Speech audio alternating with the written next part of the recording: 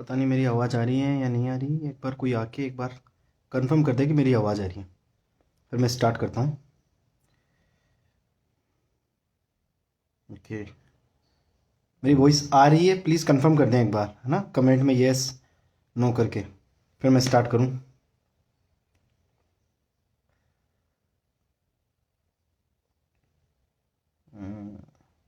मेरी वॉइस आ रही है, प्लीज़ बता दें मुझे एक बार। Hello sir, Saurabh Sinha. हाँ, हेलो, मेरी वॉइस आ रही है। Vivek Jarwar, hello sir. Hello Vivek, कैसे हो? आ रही है, ओके ठीक है। चलो स्टार्ट करते हैं आज का सेशन। मैंने ज्योमेट्रिकल शेप्स के बारे में रखा है। मैंने जो ड्राइंग करते करते जो चीज़ ऑब्जर्व की है, जो चीज़ देखी है, महसूस की है कि ज्योमेट्रिकल शेप्स बहुत हेल्प करती हैं। पर्सनली मैंने जितने भी मतलब फिगर हो, लैंडस्केप हो, एवरीथिंग, मैंने पिछले सेशन में भी बताया था कि ज्योमेट्रिकल शेप्स हमें बहुत हेल्प करती हैं। आज मैं थोड़ा सा हाथ वगैरह बना के बताऊंगा, हैंड्स वगैरह, फिगर भी बता दूंगा, पोर्ट्रेट का भी थोड़ा सा डेमोन्स्ट्रेशन दूंगा।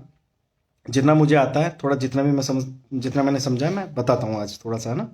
तो ज्योमेट्रिकल शेप्स किस तरीके से हेल्प करती है किसी भी फिगर हो या किसी भी ड्राइंग को, मतलब कोई भी चीज़ ले लो आप, चाहे वो एनिमल हो या कुछ भी, हम उसको अगर ज्योमेट्रिकल शेप्स की तरह देखें, मैंने लास्ट टाइम भी बताया था कि देखना भी आना चाहिए।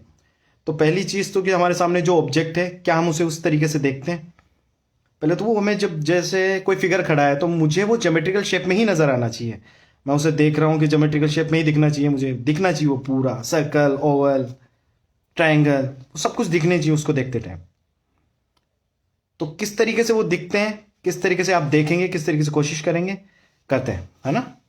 एक मिनट में कैमरा बैक कर रहा हूँ।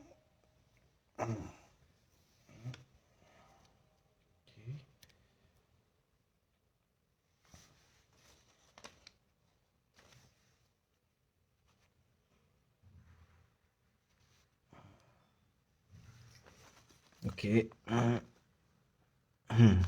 स्टिल, चलो स्टार्ट करते हैं। सबसे पहले हैंड से करते हैं, एक पूरा हाथ बनाते हैं। किस तरीके से ज्योमेट्रिकल शेप से अगर हम स्टार्ट करेंगे तो किस तरीके से, मैंने पहले ही बताया था।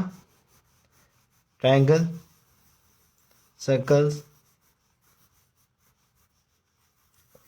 ओवल्स, सब, सारा खेल सिर्फ इन्हीं का है। सब कुछ इनके अंदर है, इनसे बाहर कुछ भी नहीं है। कला जगत में सारा का सारा खेल इन्हीं के अंदर है, ठीक है। तो अब किस तरीके से, चलो एक हैंड बनाते हैं, किस तरीके से स्टार्ट करेंगे।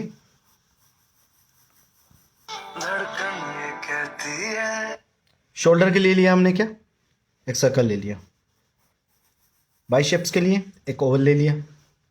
यहां पे हल्के से ट्राइसेप के लिए फिर एक ओवल ले लिया। छोटे छोटे बॉक्सेस, पूरे आर्म के लिए एक बड़ा बॉक्स ले लिया। देखना मैं बिल्कुल रिपीट कर रहा हूं। हैंड के लिए पूरा बॉक्स ले लिया। फिंगर्स के लिए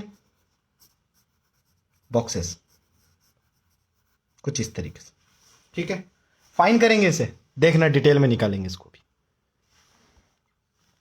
कुछ नहीं करना, जैसे ही हुआ बस उसके बाद हमें क्या करना है, इसको हल्का सा डिटेल कर देना, ड्राइंग को थोड़ा सा फाइन कर देना। किस तरीके से किया था देखो, स्टार्ट सर्कल से। पहले किसी भी चीज को बनाओ तो कच्चा करना है, 5 साल के बच्चे की तरह स्टार्ट करना है। 5 साल के बच्चे की तरह हम स्टार्ट करेंगे, मैंने हर बार कहा है। किस तरीके से, अब जैसे ये पोजीशन है, किस तरीके से जा रही है,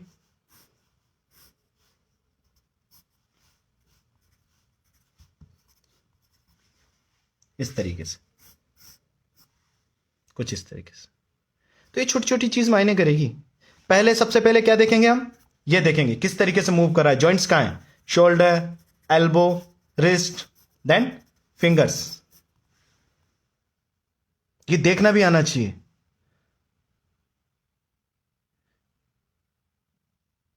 सर जेस्टर ड्राइंग क्या होती है, बेटा इसका अलग सेशन करेंगे, अगली बार बताएंगे। जेस्टर ड्राइंग लाइक जो मूव्स, बड़े डिफिकल्ट मूव होते हैं ना, जैसे कि कुछ जैसे भागते हुए, ये एक तरीके का जेस्चर मूव होता है। ऐसा मूव जो स्टिल नहीं हो, रुका हुआ ना हो, भागते हुए, किसी ने अपने हाथ पैर बिल्कुल फोल्ड कर रहे हैं, पीछे की तरफ बिल्कुल फोल्ड कर रखे हैं, ऐसे जो मतलब दिखने में बड़े अजीबोगरीब से दिखते हैं, जिसमें स्पीड हो, गति हो, रिदम हो, लाइक लाइन वो ऐसे हो।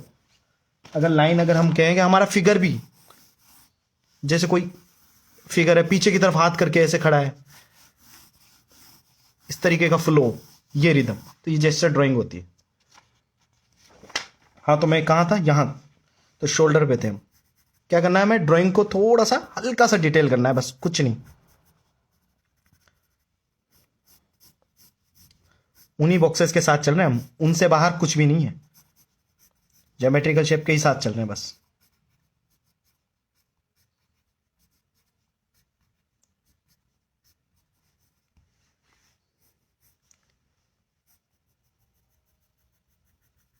ड्राइंग ठीक की, ड्राइंग ठीक करने के बाद क्या किया हमने, बस थोड़ी सी शेडिंग देनी है, हल्की फुल्की शेडिंग देनी है।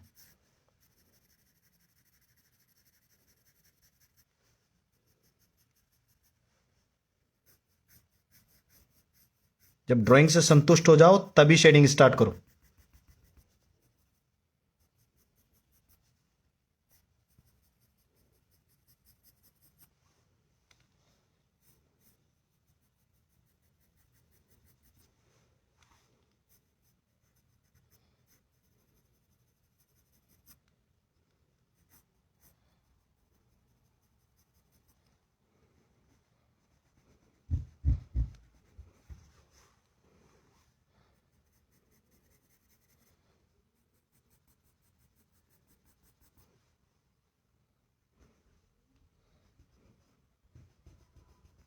मैं हल्की सी मर्जिंग कर रहा हूं फिंगर से।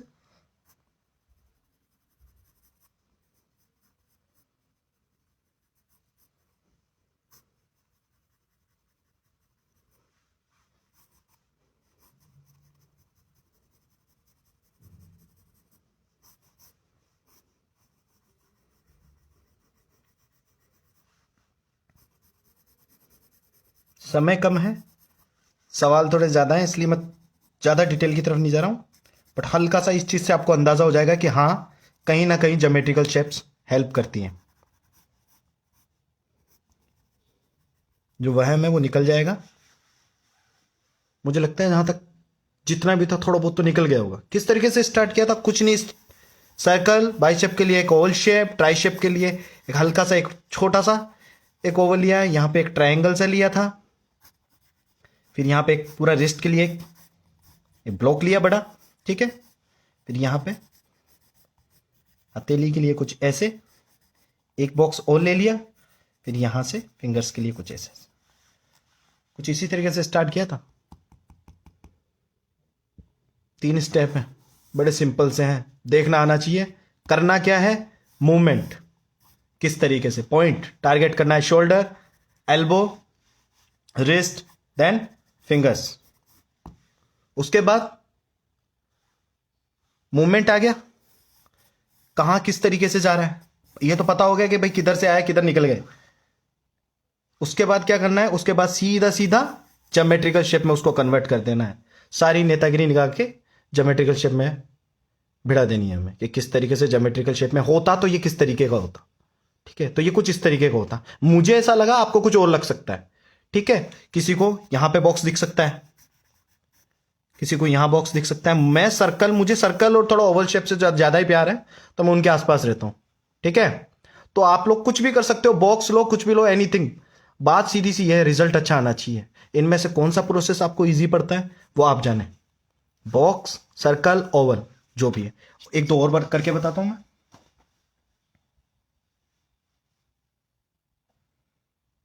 मान लो अगर यही फेस में होते हैं मेजरमेंट के लिए, जैसे कई बार होता है कि जो थोड़ा सा तिरछा फेस होता है, थोड़ा सा साइड में, उसके लिए सिंपल सा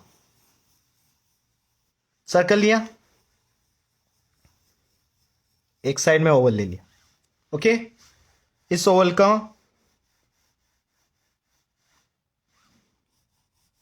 हाफ किया, ऊपर से, साइड से, दोनों से, ठीक है।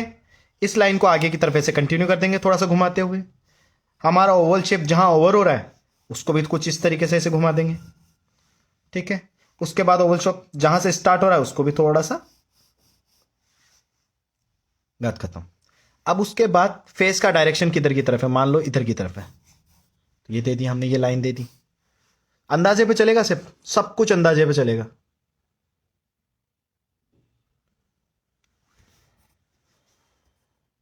सर एंट्रेंस में 1 आवर में फुल मॉडल स्टडी कैसे पॉसिबल है? बेटा पॉसिबल है, बिल्कुल बहुत अच्छी तरीके से पॉसिबल है। आपको करना क्या है, मैंने लास्ट टाइम वाला सेशन देखना, रैपिड स्केच करनी है। कोई भी एंट्रेंस एग्जाम में वो ये नहीं देखता कि आप कितना रियलिस्टिक बना रहे हैं, आप मॉडल की शक्ल मिला रहे हैं या नहीं मिला रहे हैं। वो सिर्फ आपकी एक चीज देखते हैं, आपकी लाइंस की पावर। वो सिर्फ आपकी लाइंस की पावर देखते हैं। एंट्रेंस एग्जाम में बहुत से बच्चों का ये वहम है कि वो अच्छे वर्क करने वाले को लेंगे, ऐसा कुछ भी नहीं है। आपकी लाइंस में पावर है, कम समय में बनाओ, रेंडरिंग करो, क्रॉस एचिंग करो, कुछ भी करो, पावर दिखनी चाहिए। उन्हें ये दिखनी चाहिए, स्किल्स दिखनी चाहिए आपके, कि आप आगे जाके क्या करेंगे, कितना अच्छा कर पाएंगे। ठीक है, क्राफ्ट में, आर्ट में यही फर्क है। अभी बहुत से बच्चे हैं जो कई इंस्टीट्यूट से सीख के जाते हैं, वो एक ही मेथड जो उन्हें सिखाया जाता है, रेंडरिंग रेंडरिंग रेंडरिंग, वो करके चले जाते हैं। जो उन्हें पढ़ाया वो बेचारे वही वही करके आ जाते हैं, अपनी स्किल्स डेवलप नहीं कर पाते। कोशिश करो, रैपिड स्केच करो या फास्ट खुद से स्केच करो, बार बार करने की कोशिश करो तो हो जाएगा। ठीक है, हाँ तो मैं कहां था, फेस पे था।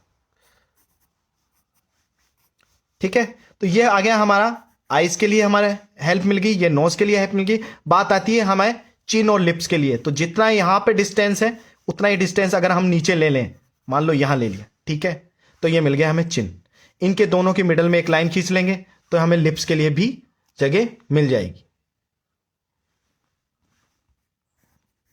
अब जैसे आईज है, कुछ नहीं है, पोर्ट्रेट एक तरीके से, पोर्ट्रेट की सीधी सी थ्योरी समझो, पोर्ट्रेट एक तरीके से हमारे घर का कमरा है, ठीक है, और उस कमरे के अंदर हमें टीवी, फ्रिज, सोफा सब जमाना है। अब वो किस तरीके से कौन सी जगह जमा होना चाहिए, कभी कभी आप लोगों ने ये देखा है कि मान लो ये अपने घर का हॉल है,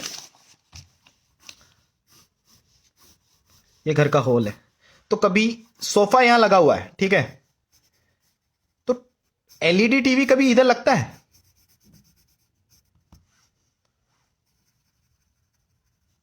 बेड इधर लगेगा, इधर की साइड, जो गमले होंगे वो इधर लगेंगे, जो कारपेट होगा वो उधर लगेगा? नहीं ना, सब सुसंयोजित होगा, सबकी जगह फिक्स है, छेड़छाड़ नहीं। सोफा यहां, कारपेट यहां, एलईडी यहां, 3 चेयर यहां, 3 चेयर यहां, बात खत्म। 2 फ्लावर पॉट यहां। ये शायद फिर भी अच्छा लग रहा है, बड़ा जमा सा लग रहा है। तो पोर्ट्रेट एक घर सजाने की तरह ही है, जैसे मम्मी एक किचन सजाती है ना, भाई नमक कहाँ होगा, मिर्ची कहाँ होगी, फिक्स है जगह, चीनी कहाँ है, तभी तो जाके मम्मी भी वही ढूंढ लेती है और भाभी भी वही ढूंढ लेती है। तो उसी तरीके से है, आपको करना क्या है, जगह चेंज नहीं करनी है। जैसे ही चीजें ऊपर नीचे होंगी आपका पोर्ट्रेट बिगड़ जाएगा। आंख का डायरेक्शन थोड़ा सा चेंज होगा, सब कुछ बिगड़ जाएगा। तो इन चीजों के साथ ज्यादा छेड़छाड़ नहीं करनी है, बस इनकी जगह फिक्स हो, आप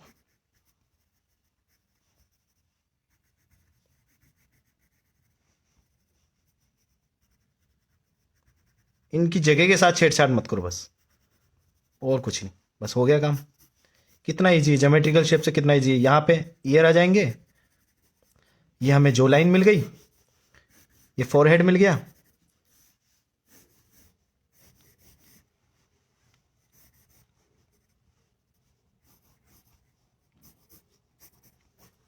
ये कुछ इस तरीके से।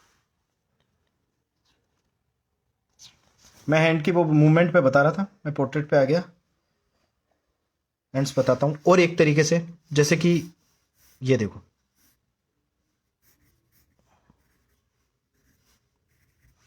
3 पॉइंट टारगेट किए मैंने, देख रहे हो, शोल्डर, एल्बो, रिस्ट, और इसके बाद ये पूरा, जैसे ये इसने मुट्ठी बांध कर रखी हुई है, हाथ कुछ ऐसे ऐसे रहेगा, ये मूवमेंट्स, बस कुछ ही नहीं है। रैपिडली मोटा मोटा देखो, 5 साल के बच्चे की तरह सोचा ना, सीधा मोटा सोचा, शोल्डर, रिस्ट, ये वो वगैरह, बस कुछ नहीं करना। इसको हल्का सा ज्योमेट्रिकल शेप में डाल देना है।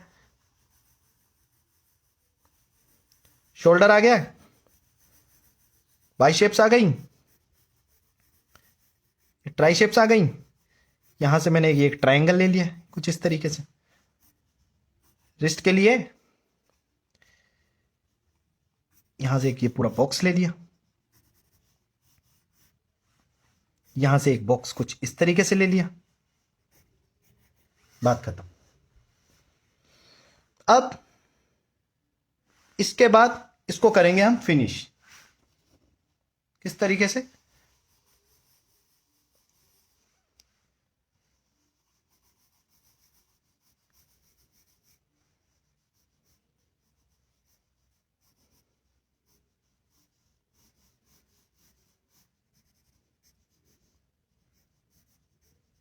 कुछ यही था, बस अब इसको फिनिश करेंगे।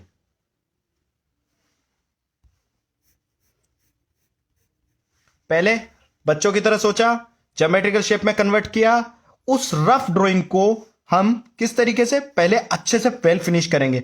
अब जाएंगे उसको थोड़ा सा हल्का सा डिटेल की तरफ कि भाई किस तरीके से, हल्का सा, बस ज्यादा कुछ नहीं है। उसी ज्योमेट्रिकल शेप में ज्यादा कुछ ऐड नहीं कर रहा मैं, सेम वही है।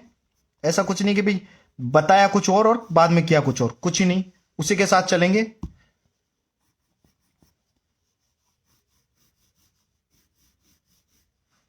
मूवमेंट भी पूरा आएगा।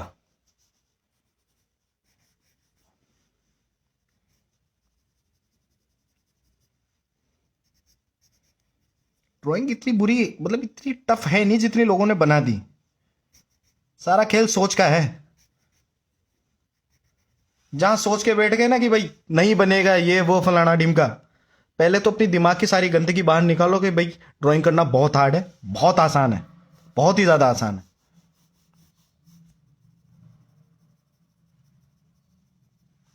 सारी गंदगी दिमाग से निकलेगी तो फिर कुछ ढंग का जाएगा ना दिमाग में। बस कुछ नहीं करना, ड्राइंग फाइनल हो गई, संतुष्ट हो गए, उसके बाद क्या करना है, हमें शेडिंग कर देनी है। बस अभी थोड़ा समय कम है इसलिए रेंडरिंग कर रहे हैं, वक्त होता तो अच्छे से और निकालते।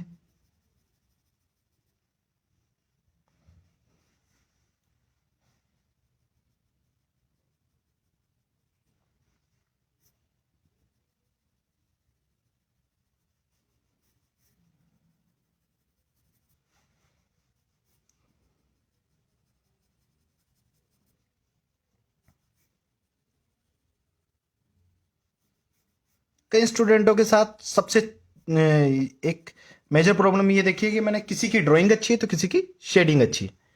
दोनों, बहुत कम स्टूडेंट है जो दोनों ही चीज़ें जिनकी अच्छी हो। तो कुछ नहीं है, जिनकी ड्राइंग अच्छी है उनके लिए शेडिंग करवाना भी कोई ज़्यादा टफ नहीं है। बस वो थोड़े शेड्स में अटक जाते हैं।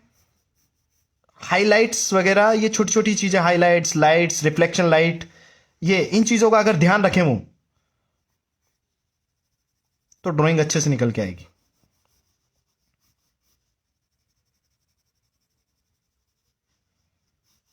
एक सेशन शेडिंग का भी रखेंगे।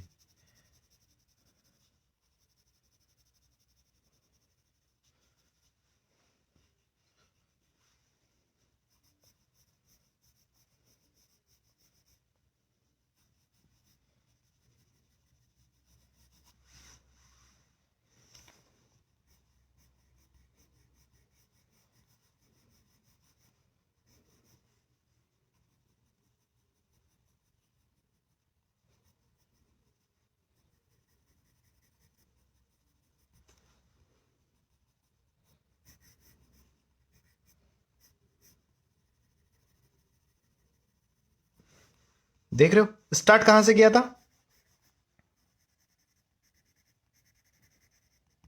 यहां से स्टार्ट किया था, पहला, दूसरा, तीसरा, सब में है ये, यही चीज सब में है। फिगर में भी यही है, हर एक चीज में यही है। राइक श्री डे सर, कंपोजिशन कैसे कंपोज करते हैं? देखो, कंपोजिशन का एक अलग सेशन रखेंगे।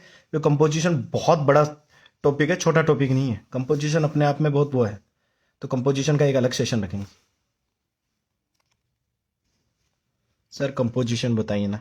कंपोजिशन को एक छोटे रूप में बताऊंगा ना मैं, छोटे रूप में। आजकल पता है, एक पर्टिकुलर किसी स्पेस को भर देना, स्टूडेंटों की नजर, जो स्टूडेंटों को की खोपड़ी में जो मोटी मोटी बात जाती है ना, वो ये जाती है कि ये स्पेस है, ये कैनवास है, या ये कुछ भी है, म्यूरल है, वॉल है, समथिंग समथिंग, इसको भर देना,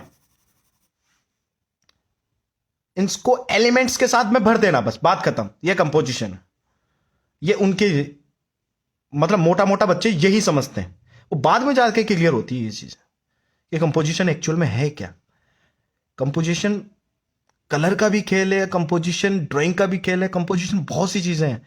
एक खाली कैनवास का भी एक अलग ही फील है अपने आप में, वो भी बहुत तगड़ा कंपोजिशन है। कंपोजिशन का एक अलग सेशन रखेंगे, बात करेंगे किसी दिन। चलो और थोड़ा बताता हूं मैं हल्का सा डिटेल में। मान लो फिंगर्स, पूरा हैंड के बारे में चलते हैं, ठीक है? पूरा हाथ बनाते हैं, कुछ नहीं करना, वही ब्लॉक, इस वाले ब्लॉक को हमने ये ले लिया, मोटा मोटा बिल्कुल। उसके बाद सीधे उंगलियों के टुकड़े करते हैं, एक ब्लॉक, दो ब्लॉक, तीन ब्लॉक। दोबारा देखो, एक, दो, तीन, बस यही करना है। और करना क्या है आपको? मोटा मोटा ले लो, कुछ इस तरीके से।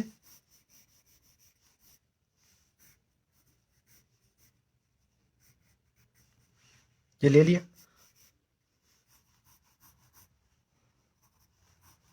दो, तीन, बस 4 उंगलियां हैं। कुछ नहीं करना, पर्टिकुलर डिस्टेंस पे कि कहां से वो ब्लॉक था, कुछ इस तरीके से, बस उन ब्लॉक्स को फॉलो करना है।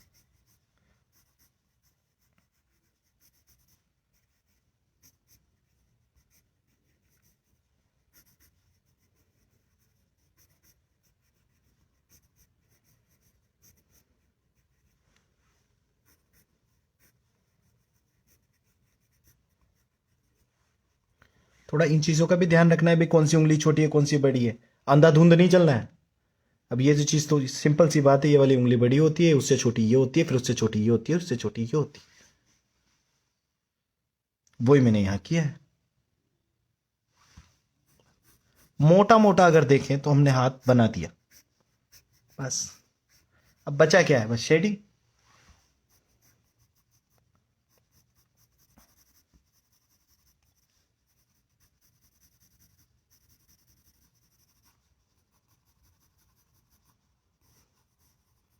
मैं मोटा मोटा बता रहा हूं, ज्यादा डिटेल में नहीं जा रहा। अगर ज्यादा डिटेल में जाऊंगा तो सीधी सी बात है, वेन्स भी आएंगी, बोन्स भी आएंगी, यहां की मसल्स भी आएंगी। बट अभी अचानक से बड़ा नहीं होना है, थोड़ा सा मोटा मोटा समझ ले, ज्यादा बेहतर है। कुछ इस तरीके से प्रैक्टिस करनी है बस आपको।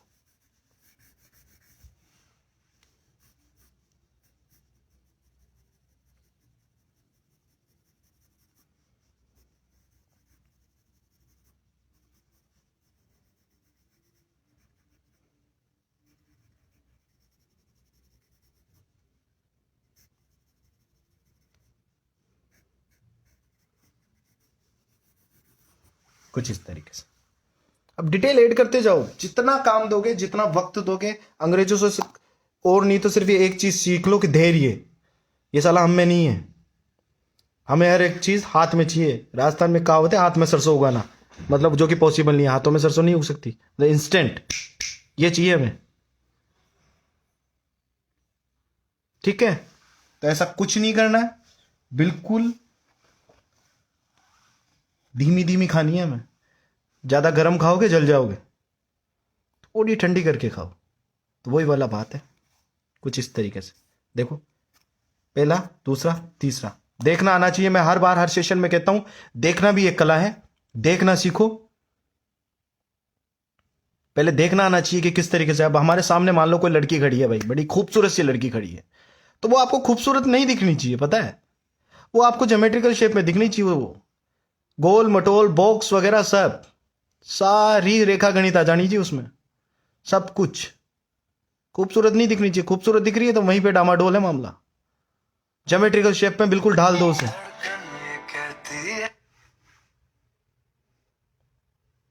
ठीक है? तो थोड़ा सा ध्यान देना है बस। और कुछ नहीं है, बड़ा बड़ा सिंपल है। ड्राइंग को इतना टफ मत बनाओ आप लोग। कहीं यूं के मेरे पास मैसेज आते हैं कई बच्चों के, सर ये नहीं हो रहा वो नहीं हो रहा। बड़ा सिंपल है, देखो किस तरीके से स्टार्ट किया था, बहुत सिंपल है। ऐसा नहीं है कि मुझसे बन रहा है, लिख के दे सकता हूं 3 मंथ के बाद आपसे भी बनेगा। बट आप रैपिड स्केच करें, रेगुलर स्केच करें। रैपिड स्केच जो नहीं जानते मैं उन्हें फिर दोबारा बता दूं, मैं बार बार जोर डालता हूं इस चीज पे। ये होते हैं रैपिड स्केच, मीन्स फास्ट, तुरंत। इससे क्या होगा, आपकी स्किल्स डेवलप होंगी, आपकी लाइंस में पावर आएगी। कैसे आएगी मैं फिर दोबारा बता दूं, एक थोड़ा सा करके बता देता हूं।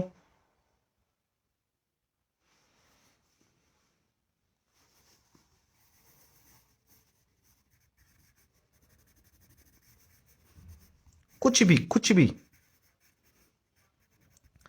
एक चचा हैं जैसे खड़े हैं, ये कुछ भी कर रहे हैं।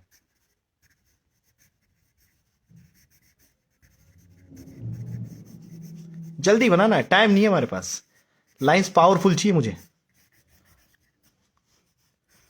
डर गया मतलब मजा ही नहीं, उसने ड्राइंग को जिया ही नहीं। ड्राइंग का फील लेना है तो डरना नहीं है। चाहे पेपर जीरोक्स पेपर हो या कैंसन हो या फेबियन हो, कितना इंपॉर्टेंट पेपर क्यों ना हो, आपकी पेंसिल बेखौफ चलनी चाहिए, कुछ इस तरीके से। ठीक है, बनेगा नहीं बनेगा भाड़ में जाए, दुनियादारी दूर की बात है। किसी को एक्सप्लेन नहीं करना है, किसी को बताना नहीं है कि भाई अच्छा बनाना है ये नहीं बनाना है। कलाकार बनेंगे तो बनेंगे, नहीं तो अपने मजे के लिए करो, बात खत्म। कई बच्चे हैं सर इसमें ये क्या होता है, हम पेंटिंग लेंगे तो ये मतलब सर पेंटिंग लेंगे तो क्या क्या कर सकते हैं, ये वो कंफ्यूजन पहले काम बाद में। आजकल के बच्चों में ये देखने को बहुत सी चीजें फेस की हैं, बहुत सी चीजें। देखो पता तो मुझे भी नहीं है क्या होगा आगे, बट कर रहा हूं। ठीक है, तो करते रहें, मजे करें। कला का एक अलग ही आनंद है। दो रेखांकन, दो तीन मतलब 2-3 शीटें अगर मैं डेली ना करूँ तो शायद मेरा तो खाना पचता नहीं है। आप लोगों का पता नहीं है। बाकी आजकल के तो बच्चे इतने आलसी हो गए, मत ही पूछो। मतलब मन तो ऐसा करता है कि डंडा लेके पिटाई करूँ उनकी, बट फाइन आर्ट्स है, गुस्से में नहीं पढ़ाया जाता। फाइन आर्ट्स एक ऐसी चीज़ है जिसमें शायद मेरा मानना है, ये पर्सनल एक्सपीरियंस है, मुझसे इस चीज़ को लेके बहुत से टीचर्स, फैकल्टी, मेरे कलीग भी नाराज़ हैं कि सर आप बच्चों के साथ बड़े फेमिलियर हो, आप बच्चों के साथ बहुत क्लोज हो। इतना नहीं होते, एक टीचर का दायरा मुझे पता है, बच्चों के साथ एक हल्का सा दायरा है जो टीचर का होता है। बट मुझे नहीं लगता कि एक फाइन आर्ट टीचर को इतना स्ट्रिक्ट होना चाहिए, फाइन आर्ट टीचर को टीचर जैसा होना चाहिए, बिल्कुल भी नहीं। वो एक दोस्त की तरह होना चाहिए। और जितने भी मेरे दोस्त हैं फाइन आर्ट टीचर हैं, गवर्नमेंट कॉलेजेस में हैं, उनसे बस यही निवेदन है कि टीचरों की तरह पढ़ाओ, ऐसे टीचर पढ़ाओ। मतलब फाइन आर्ट्स की अगर आज ये हालत है कि बच्चे लेने से डर रहे हैं, फाइन आर्ट्स पेंटिंग करने से डर रहे हैं, तो सिर्फ आप लोगों की वजह से, कुछ ऐसे टीचरों की वजह से जो टीचर के नाम पे बस मोटी तनख्वाह पाते हैं, बच्चों को डराते हैं कि कुछ नहीं है पेंटिंग में बहुत पैसा है, अच्छा भी है आप अगर लगन से करें तो। ठीक है, पैसा वगैरह फेम बहुत बाद की बात है, आप करें तो सही। बहुतों के क्वेश्चन है सर इसमें आगे जाके क्या होगा, आगे जाके क्या होगा। आगे जाके बेटा मैं कुछ नहीं बता सकता आगे जाके क्या होगा। आर्ट फील्ड में आना है तो यही सोच के आओ कि बस अपने आनंद के लिए आओ, मजे के लिए आओ। ये बस अपना कर्म बना के चलो, करते रहो, आगे देखी जाएगी जो होगा। ठीक है, अगली बार नेक्स्ट सेशन में फिर मिलते हैं। मेरा यूट्यूब पे भी एक चैनल है पेंसिल वाला करके, उसको भी सब्सक्राइब कर देना, अगर समय मिल जाए तो करो, नहीं तो मत करो, लेने दो। ठीक है, मिलते हैं फिर। जय लंकेश।